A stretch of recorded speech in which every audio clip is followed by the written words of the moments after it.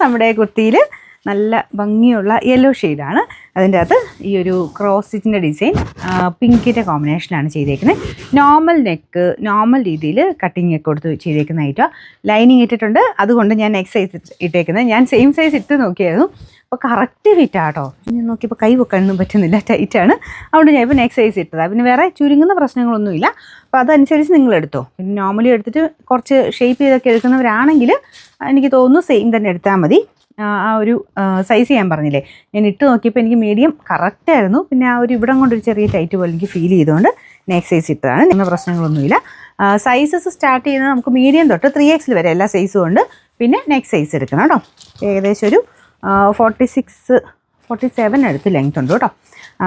Number കറക്റ്റായിട്ട് screenshot അയക്കണം. അതായത് നമുക്ക് ഈ ഒരു സ്ക്രീൻഷോട്ട് എടുക്കുമ്പോൾ നിങ്ങൾ പ്രത്യേകം ശ്രദ്ധിക്കേണ്ടത്, മീഡിയം വേണ്ടവർ M എന്ന് എഴുതിയേക്കുന്ന ഒരു ഭാഗത്ത് വെച്ചും, അല്ലെങ്കിൽ XL വേണ്ടവർ XL എന്ന് എഴുതിയേക്കുന്ന ഭാഗത്ത് വെച്ചും സ്ക്രീൻഷോട്ട് എടുക്കുക. ഇൻ കേസ് നിങ്ങൾ ലിങ്കിൽ കയറിയിട്ടാണ് കൊടുക്കുന്നതെങ്കിൽ അതിൽ കൊടുത്തേക്കുന്ന ഡിസ്ക്രിപ്ഷൻ്റെ അകത്ത് നിങ്ങളുടെ സൈസ് തന്നെ അല്ലേ എന്ന് കൺഫേം ചെയ്തിട്ട് മാത്രമേ ബൈനോ കൊടുക്കാവുള്ളൂ.